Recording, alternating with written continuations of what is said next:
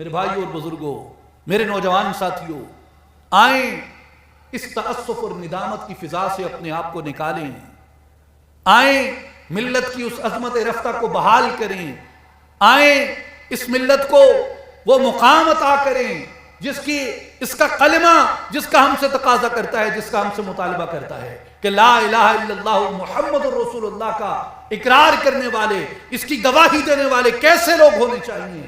اپنے اخلاق کے اندر، اپنی نگاہ کے اندر، اپنی فکر کے اندر، اپنی سوچ کے اندر، اپنے اعمال کے اندر۔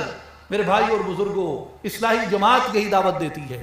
ہمارے مرشد کریم جانشین سلطان الفقر حضرت سخی سلطان محمد علی صاحب کی یہی دعوت ہے۔ ہمارے مرشد کریم سلطان الفقر ششم حضرت سخی سلطان محمد اصغر علی صاحب رحمۃ اللہ علیہ نے اسی لیے اس مشن عظیم کو شروع کیا تھا۔ ہمارے مرشد کامل سلطان العارفین حضرت سخی سلطان باہو رحمۃ اللہ تعالی علیہ نے اسم اعظم کا فیضان اسی لیے عطا کیا تھا کہ لوگوں کو اندر کی جانب متوجہ کیا جائے۔